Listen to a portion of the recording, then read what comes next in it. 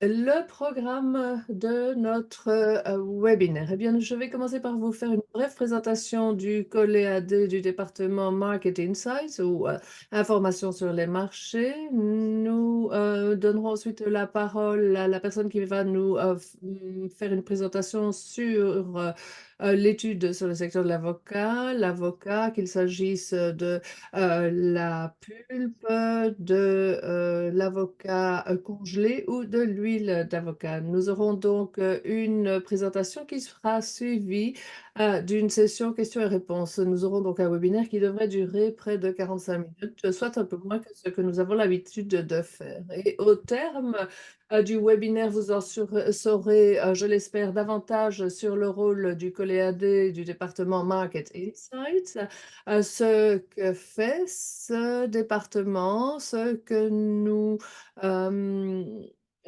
vous proposons comme programme. Nous allons ensuite vous faire une présentation de lecture de sectorielle sur l'avocat, son contenu et vous donner une idée des opportunités de ce marché, des éléments, des facteurs de réussite. Alors, je commence par une présentation. L'organisation s'appelle aujourd'hui COLEAD, elle s'appelait auparavant COLEACP.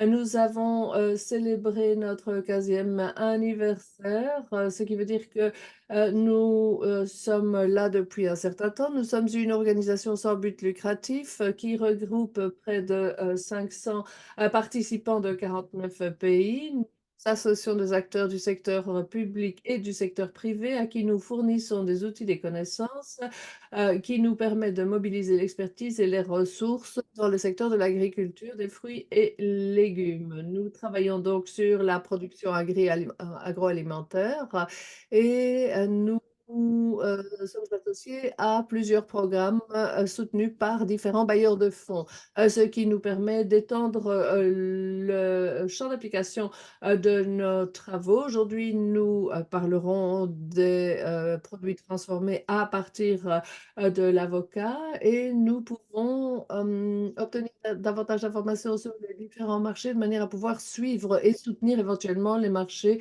au niveau local, mais également au niveau régional. Voici donc ce qu'il en est du COLEAD. Nous mettons à disposition une série d'outils et de ressources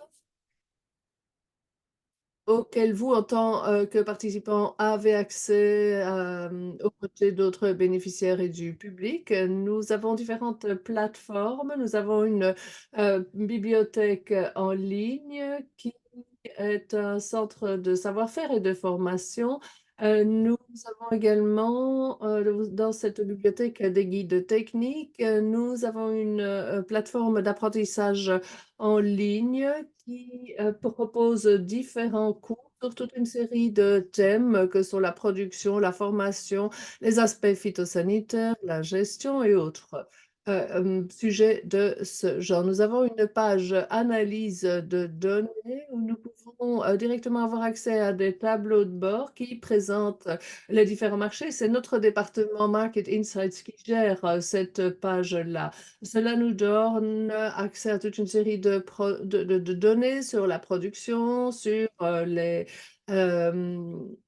la gestion des entrepôts et autres. Nous avons également des informations sur la réglementation ayant un impact sur le secteur et nous vous donnons là un lien vers différentes plateformes à suivre pour vous tenir au courant de l'évolution des réglementations. Nous avons de plus des outils d'auto-évaluation tels que le système d'auto-évaluation de la viabilité, un outil important pour nos partenaires qui leur permet de consolider leur viabilité et la rentabilité de de leur activité. Nous avons par ailleurs un outil d'évaluation sanitaire et phytosanitaire et nous pouvons compter sur un vaste réseau de partenaires avec lesquels nous pouvons échanger des expériences, des informations et mieux connaître l'impact des activités de la réglementation sur les secteurs d'activité. Ensuite, notre mode de fonctionnement. Nous avons une approche holistique qui se divise en deux piliers, comme vous pouvez le voir ici. L'atelier d'aujourd'hui appartient au, pilier, facilité d'accès au marché. Nous avons un pilier, qui regroupe également les normes, la réglementation, un pilier qui, aide les, bénéficiaires et les partenaires à renforcer leur présence sur le marché. Nous avons ensuite un deuxième pilier qui est celui du renforcement de la chaîne de valeur. C'est une activité qui, se décline en assistance technique, et en département, formation. Nous sommes proches, de partenaires, dans les pays où lesquels nous travaillons, que nous soutenons, que nous, aidons par le biais de formations, par le biais d'autres types d'informations. C'est donc, là, le gros de notre activité, il faut bien le dire. Et ensuite, le troisième pilier est un pilier, qui, vise à gérer les conséquences, des, différentes évolutions. Nous tentons là d'avoir, des répercussions sur, l'activité de gros, l'activité de détail. Nous tentons de faciliter également l'accès ressources financières, pour nos bénéficiaires, de manière à ce qu'ils puissent bénéficier de, soutien financier supplémentaire. C'est ce que nous faisons et c'est la manière dont nous sommes organisés à l'heure actuelle. Et quelques mots de plus sur, le, département aperçu du marché. Notre département, donc, nous traduisons les informations quantitatives et qualitatives en autant, sources d'informations utilisables, exploitables pour, les processus de prise de décision, par exemple. Nous avons, des données sur la production, la formation, la consommation, le point de vue des consommateurs et nous partageons les informations via toute une série de supports que sont par exemple les tableaux de bord, les bases de données. Nous organisons, comme vous le savez, des webinaires et où nous avons des webinaires tels que celui-ci sur l'avocat. Nous avons également un atelier consacré à la mangue et nous avons l'intention de lancer un atelier sur les agrumes et l'ananas cette année-ci. Nous assurons également une activité de, suivi qui est fondée sur la demande, émanant des bénéficiaires, et nous pourrions en dire quelques mots, suite à cette présentation. Je voudrais maintenant donner la parole à ma, collègue, Wei-Ting qui, va vous parler de l'étude sectorielle sur l'avocat qui a été publiée récemment. Merci beaucoup.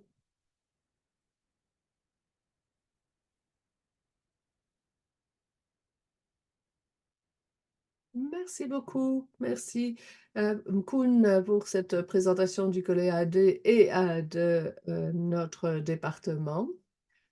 Avant, d'entrer dans le détail, des, produits, transformés à base d'avocats, les opportunités de marché, la manière, d'assurer une activité, rentable, je voudrais rapidement, vous parler de l'étude, qui a été consacrée à l'avocat l'année dernière. Pourquoi travailler sur, ce sujet?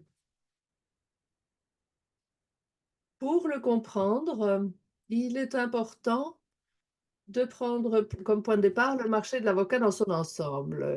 Les, opportunités, du, marché, de l'avocat et les débouchés se, développent, ce qui, nous permet d'obtenir une meilleure disponibilité de ce produit. Cependant, la consommation, des avocats sur le marché européen est en retard par rapport à la demande sur le marché tel que celui des États-Unis, qui a connu une croissance significative au cours de la dernière décennie. Pour encourager la demande, et plus particulièrement en Europe, pour exploiter des marchés émergents tels que la Chine et l'Inde, les producteurs d'avocats frais sont susceptibles de promouvoir leurs produits. Les perspectives sont des plus prometteuses pour ceux qui seraient intéressés par l'activité de transformation de l'avocat. Et, j'imagine que les participants qui nous ont rejoints aujourd'hui, qui sont au nombre de 75, sont intéressés par ce sujet. Alors, outre les retombées de l'augmentation de la demande en avocats frais, les problèmes de manutention vont euh, nous offrir des opportunités de transformation. Vous savez que pour avoir consommé ou manipulé un avocat à 1 ou 2 reprises, vous savez donc on ne sait jamais vraiment exactement quand ils sont mûrs et très souvent, les acheteurs, découvrent un fruit qui est soit décoloré, soit un peu bruni, soit peu appétissant et dont le goût a été, modifié. Ils sont également susceptibles de brunir ou de présenter des meurtrissures, ce qui en affecte la qualité.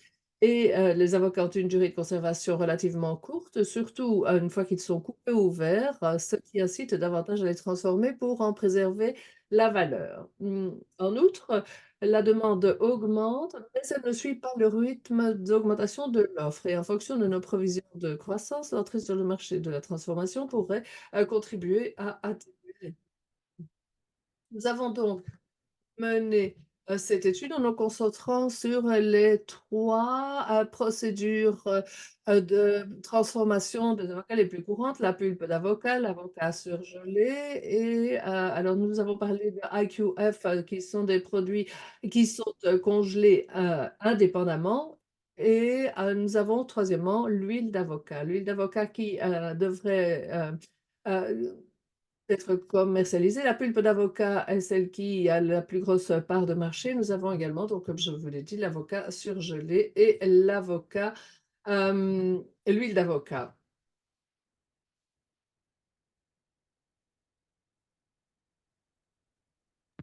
Quels sont les marchés qui peuvent nous offrir des opportunités? Donc, nous avons exploré les différents sujets, comme vous pouvez le voir à l'écran. Pour ce qui concerne la demande du marché, nous avons analysé la demande, notamment les types de consommateurs, de clients, les emplacements et les normes de qualité. Ensuite, pour ce qui concerne l'approvisionnement, nous avons analysé la saisonnalité, les tendances et les différentes technologies qui existent. Nous avons également analysé la structure de stockage et l'équipement qui peut être nécessaire pour entreposer les avocats. Les perspectives économiques ont également été analysées dans le cadre de cette étude. Sur la base de cette analyse qui a été réalisée, nous avons rassemblé différentes données, nous avons pu identifier les défis et les opportunités comme nous avions fait euh, auparavant. Et ce que vous voyez ici, ce sont les problèmes et les opportunités. Alors, donc sans tarder, je vais vous présenter les résultats de cette étude et nous allons commencer par la pulpe d'avocat. Vous vous demandez peut-être ce que c'est la pulpe d'avocat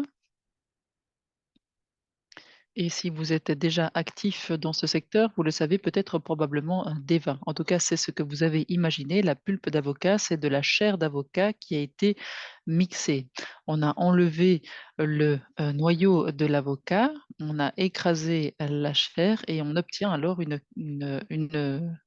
crème, une pâte crémeuse.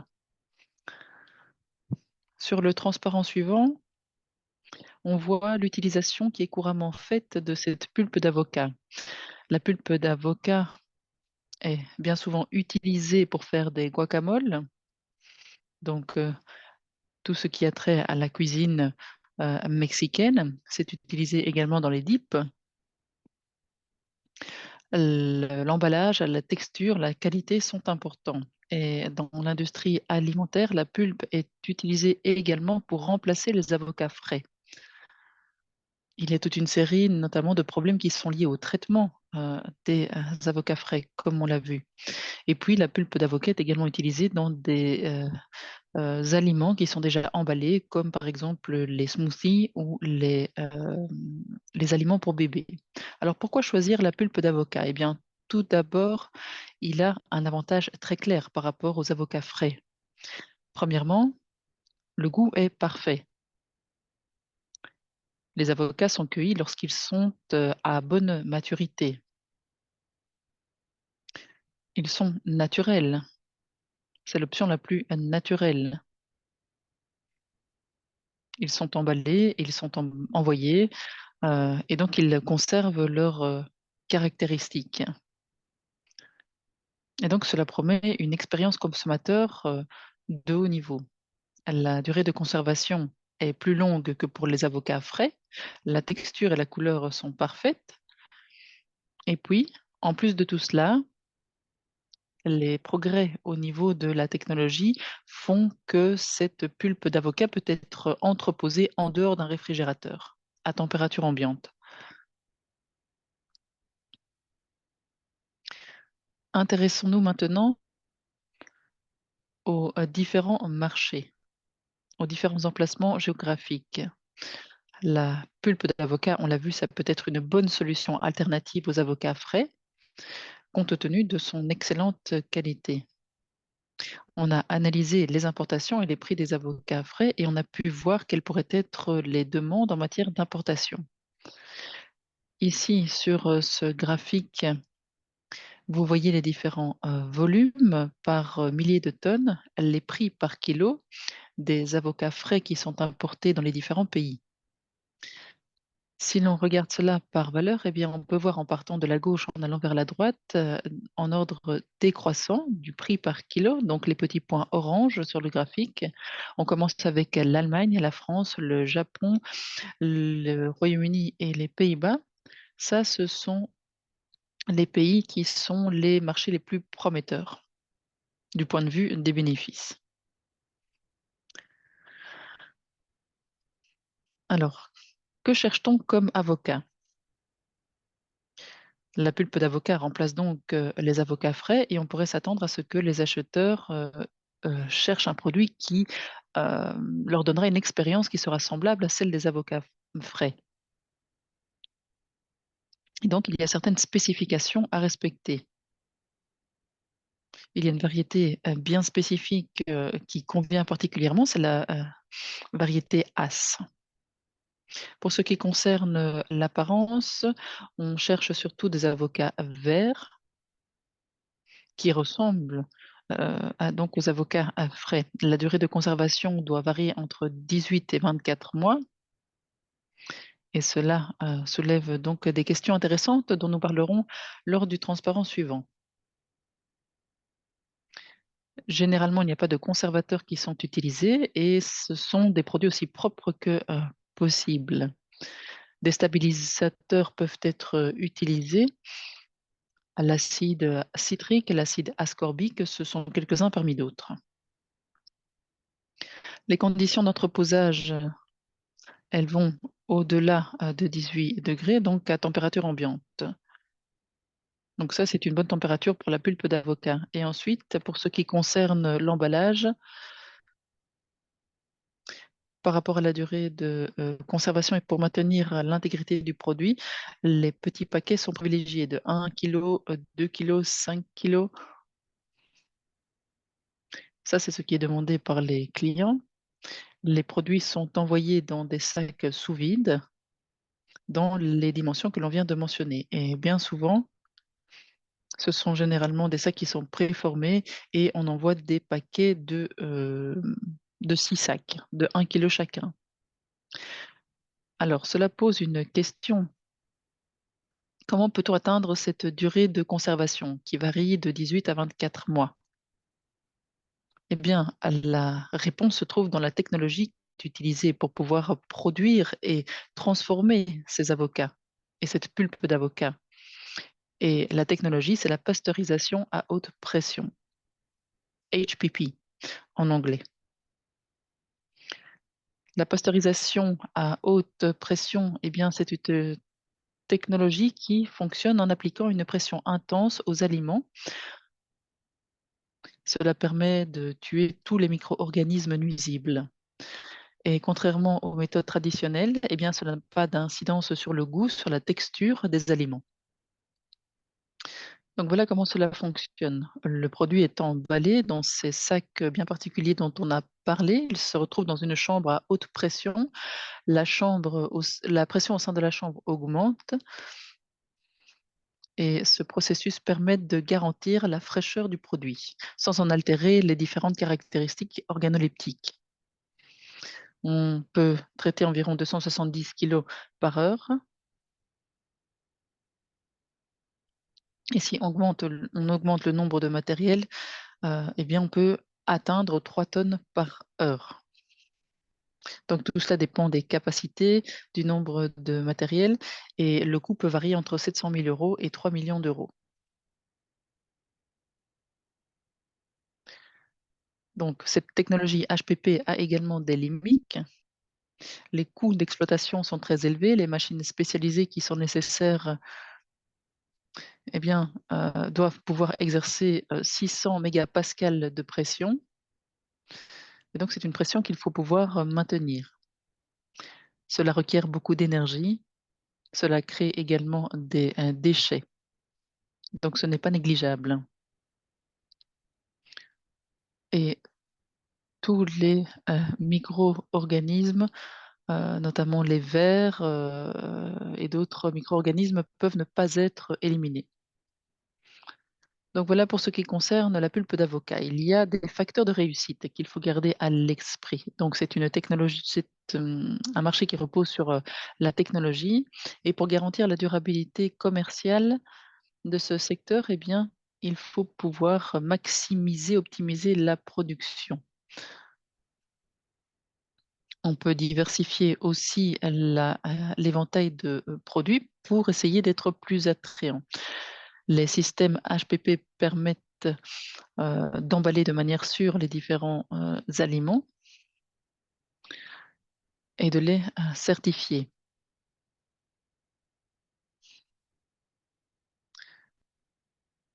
Cela ressemble à ce que l'on fait aussi avec la pasteurisation des, saucisses et donc la qualité, c'est un élément essentiel. Une qualité élevée, c'est important pour garantir la fraîcheur, le goût et la couleur, des aliments. Des systèmes de gestion de la qualité solides sont importants et cela, heu, permet de garantir, que des normes de qualité élevées sont observées. Cela nous amène à un autre, segment de marché très important. D'autres technologies sont utilisées pour, la transformation de ces avocats et là, on parle des avocats surgelés. Alors, de quoi parle-t-on quand on parle des avocats surgelés? Eh bien, on peut les retrouver sous forme de tranches, de cubes ou bien ce sont des moitiés d'avocats, mûrs qui sont, surgelés rapidement et ça, c'est un élément essentiel. Alors rapidement ici, je vais vous montrer quelques images de ce à quoi cela peut ressembler une fois que les avocats sont, décongelés. À gauche, sur la première image, vous pouvez voir des cubes d'avocats, vous pouvez voir ensuite les tranches et puis les demi-avocats. Pourquoi utiliser des avocats, congelés, surgelés et à quoi servent-ils? Eh bien, tout d'abord, c'est très pratique. Vous pouvez utiliser, des cubes d'avocats dans différents magasins. On peut les trouver dans des chaînes de supermarchés. Ils sont destinés à toute une série d'usages, par exemple pour faire des smoothies ou bien, d'autres types de boissons. On peut les utiliser aussi pour faire des guacamoles et des dips. On utilise aussi de la pulpe d'avocat pour, ces, produits, on en a parlé précédemment. Tandis que les avocats frais sont aussi utilisés pour, cela, mais ici, on utilise des cubes d'avocat qui peuvent ajouter une texture agréable et qui rendent tout cela un peu plus authentique. L'industrie des services alimentaires, c'est également un secteur important. Les avocats surgelés permettent, une utilisation plus facile que la pulpe d'avocat et donc ils remplacent les avocats frais dans l'industrie des services et ensuite il y a un petit segment de marché qui est en pleine évolution.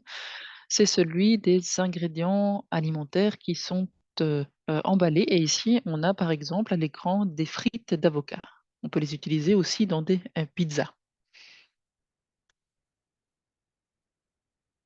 Alors la demande pour les avocats surgelés est en pleine expansion.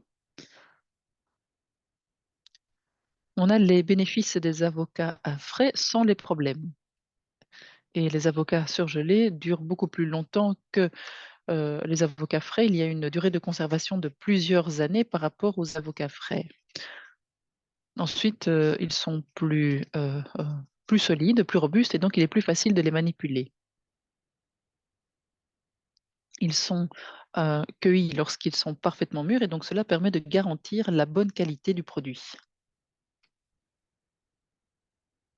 C'est donc, un choix qui est très populaire, dans, le secteur alimentaire. Compte tenu de la demande pour les avocats surgelés, alors c'est un peu la même chose que pour la pulpe d'avocat, une fois qu'ils sont décongelés, toutes les variétés peuvent être, demandées et la variété As, c'est généralement la référence et donc c'est celle qui est préférée. Les clients ont des exigences spécifiques par rapport à la taille, par rapport à la variété, par rapport à la forme des avocats. C'est la même chose que pour la pulpe d'avocat. Des stabilisants naturels peuvent être utilisés comme l'acide ascorbique et l'acide citrique et il est impératif de conserver ces avocats surgelés à moins de 18 degrés. Ensuite, les sacs, ce sont des sacs de 1 kilo et généralement, ce sont des cartons qui contiennent 6 sacs et 84 cartons par palette. À l'instar, de la pulpe d'avocat, la demande d'avocats congelés en Afrique suit, des tendances similaires à celles des avocats frais.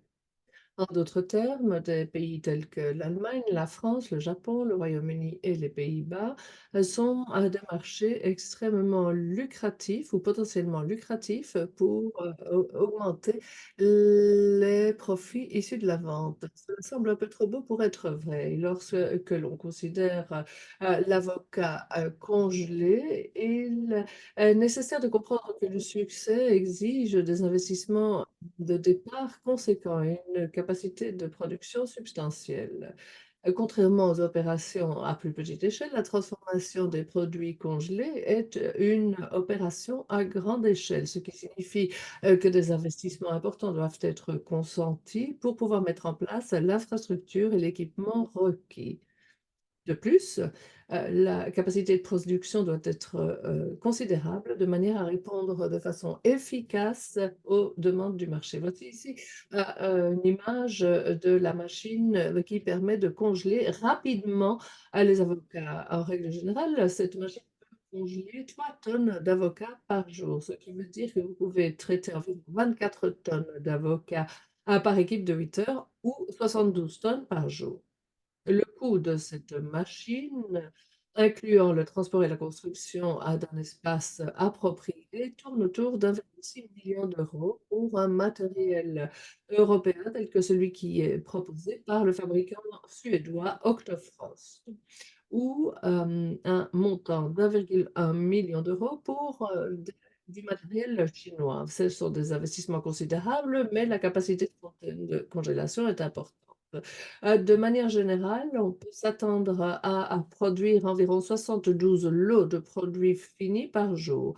Il convient d'insister sur le fait que ces machines peuvent traiter un volume de fruits frais beaucoup plus important que les méthodes de congélation traditionnelles. Comment, garantir, le, succès de l'activité, de congélation d'avocats? Eh bien, pour commencer, le facteur, le capital d'investissement est fondamental pour démarrer l'activité et la développer. Et qu'il s'agisse d'acquérir du matériel, des installations, d'embaucher du, personnel, qualifié, un capital adéquat est l'élément clé de la croissance et de la viabilité. Deuxième facteur, il faut opérer à grande échelle de manière à assurer un certain niveau d'efficacité. En tirant parti des économies d'échelle, vous pouvez optimiser les processus de production, réduire les coûts et, en fin de compte, renforcer votre compétitivité sur le marché.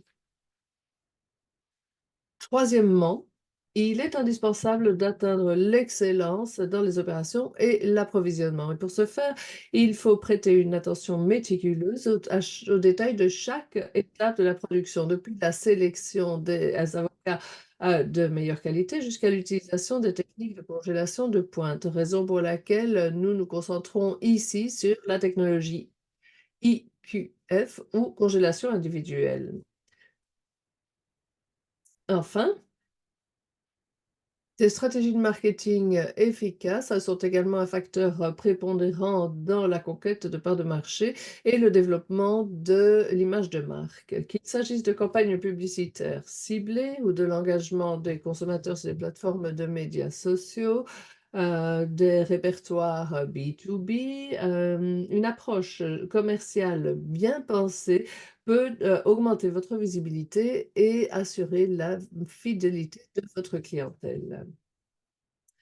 Après les produits, congelés individuellement, je, vous propose de passer au dernier produit, à base d'avocat dont nous parlerons aujourd'hui, à savoir, l'huile d'avocat. Tout au long de l'histoire, l'huile a été considérée comme un sous-produit. Cependant, l'huile d'avocat est un exemple différent. L'huile d'avocat provient de la pression,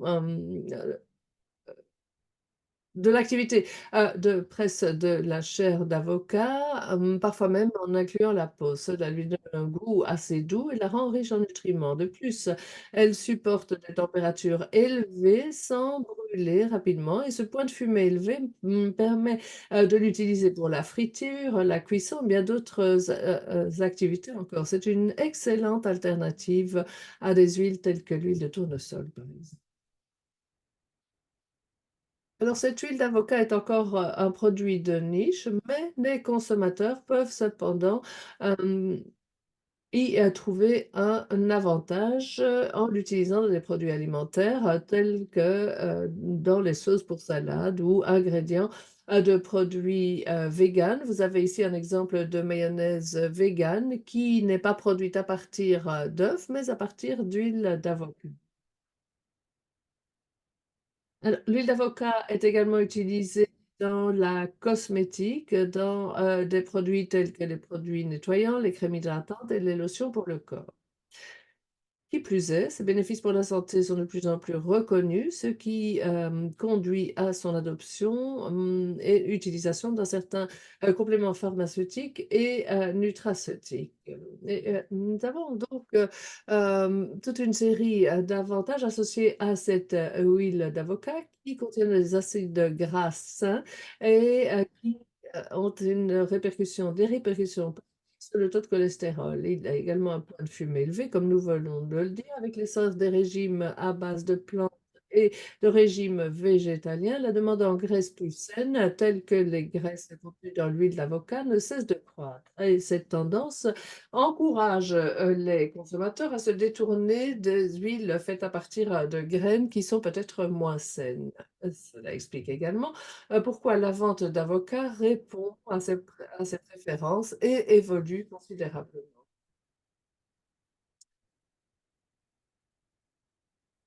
Nous pouvons, tirer quelques informations,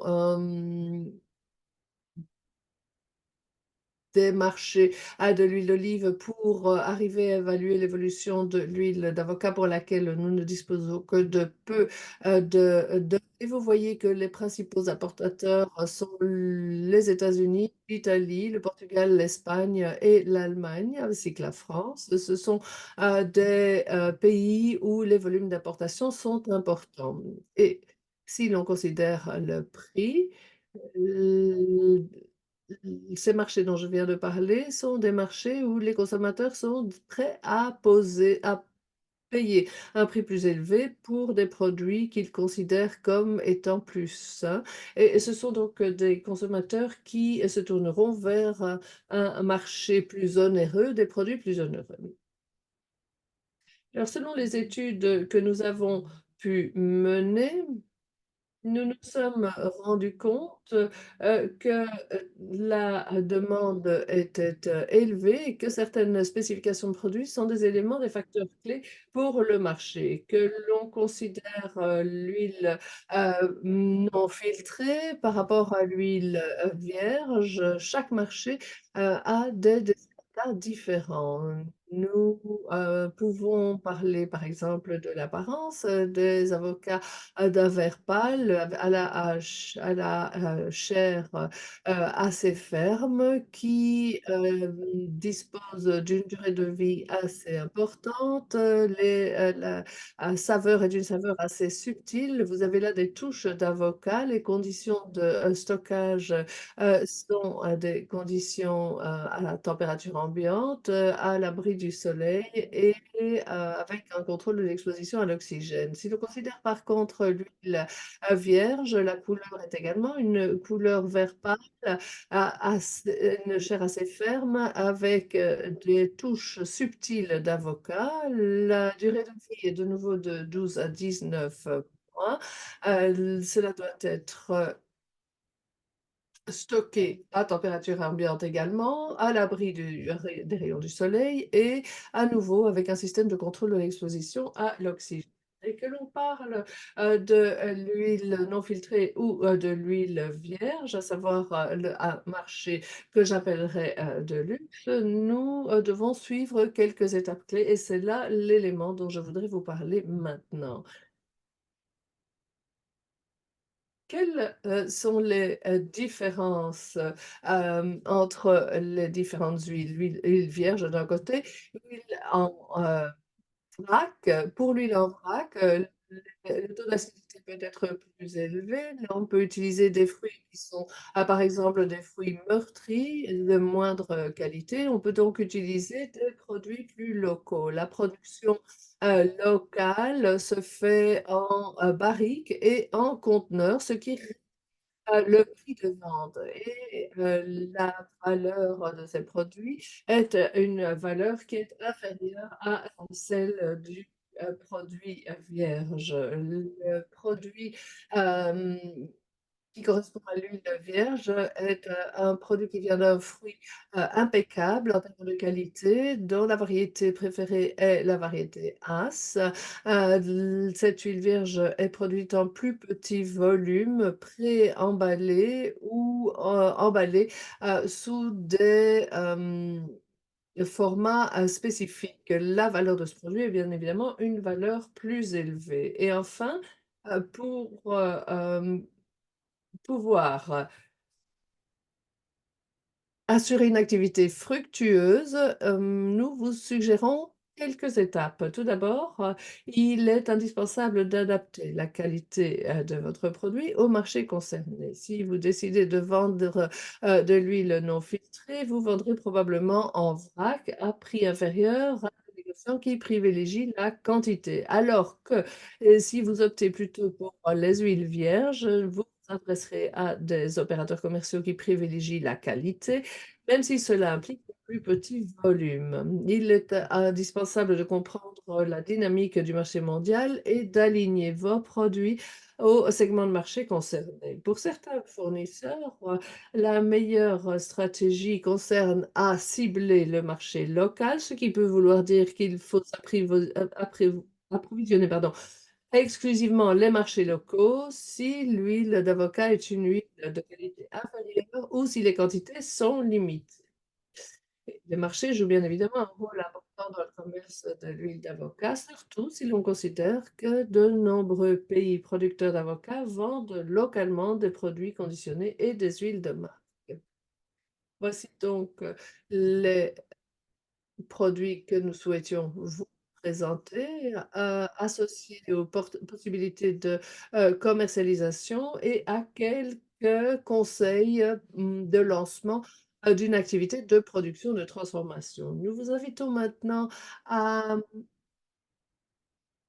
jeter un coup d'œil à cette étude. Vous voyez qu'elle est divisée en chapitres, la pulpe d'avocat, l'avocat congelé individuellement, l'huile d'avocat et l'étude dans son ensemble qui, comme l'a dit mon collègue auparavant, vous sera présentée. Nous vous enverrons la présentation PowerPoint. Il vous suffira alors de cliquer sur cette image pour obtenir le contenu complet de l'étude. Et je vous m'informe par ailleurs que nous organisons d'autres, webinaires et qu'au, cours des années à venir, nous avons prévu, entre autres, en, juin, 2024, un webinaire sur le tableau de bord et comment utiliser ce tableau de bord, pour, pouvoir obtenir davantage d'informations sur les marchés. Nous avons ici une session en anglais et une session en français, de manière à pouvoir, nous adresser à des groupes différents, à des personnes de langues différentes. Et puis vous avez ici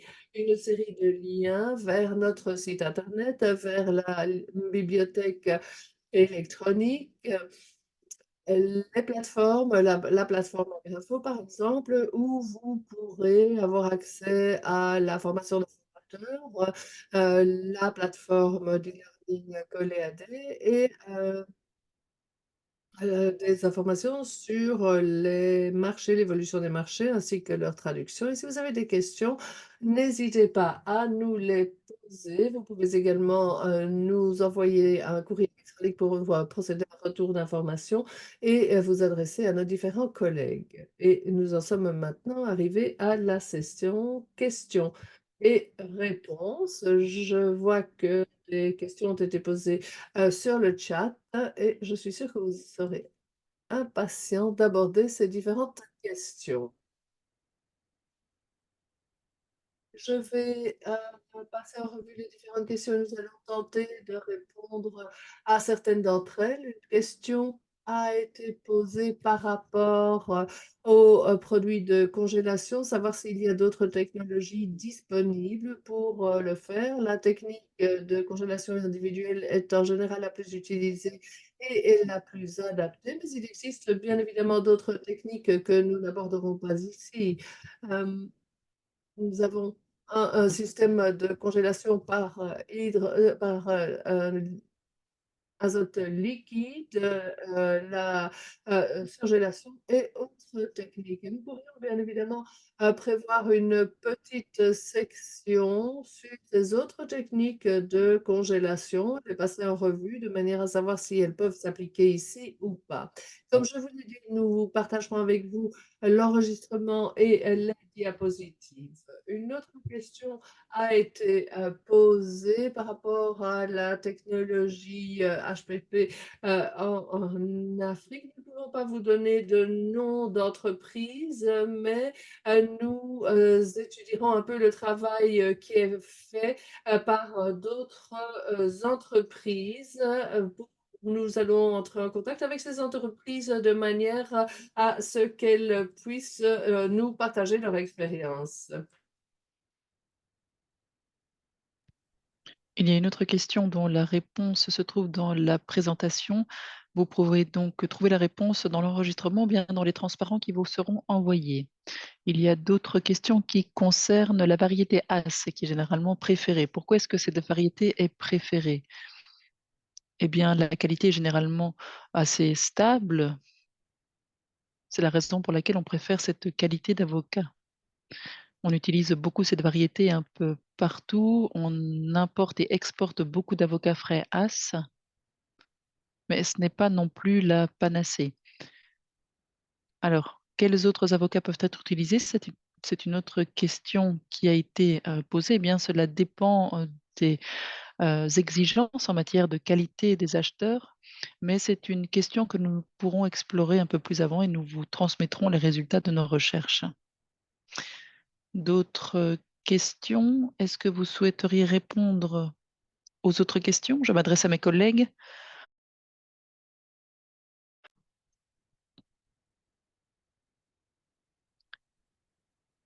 Quels sont les équipements qui sont généralement nécessaires?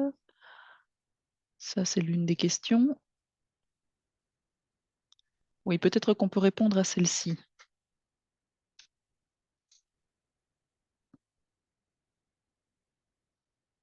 Donc la question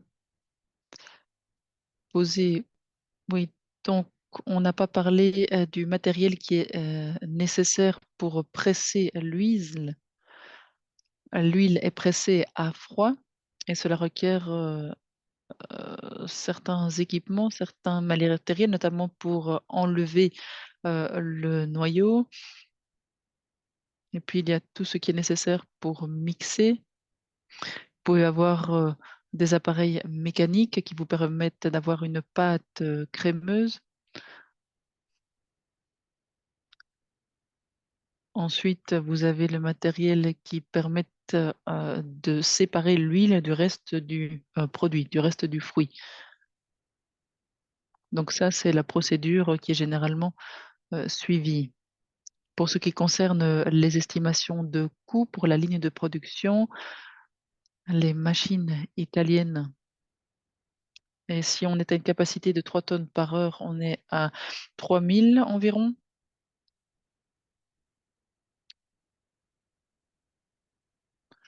Et dans l'étude, nous avons toutes les données qui sont disponibles pour vous, plus de données détaillées. J'espère avoir déjà répondu, en tout cas partiellement, à cette question.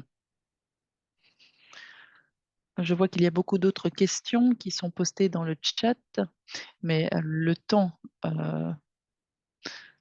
passe. Nous allons bientôt devoir clôturer ce webinaire. Donc, nous allons compiler toutes ces questions et nous allons y répondre et ensuite vous envoyer les réponses par courrier électronique. Et nous essayerons de répondre autant que possible à toutes les questions qui ont été posées. Nous allons donc clôturer ce webinaire ici. Merci à tous et à toutes d'avoir participé à ce webinaire. Il y avait beaucoup de participants de nombreuses régions du monde. Merci à tout le monde d'avoir participé. Et n'hésitez pas à partager avec vos collègues ou avec d'autres personnes qui pourraient être intéressées cette étude et cet enregistrement. Merci beaucoup à tous et à toutes.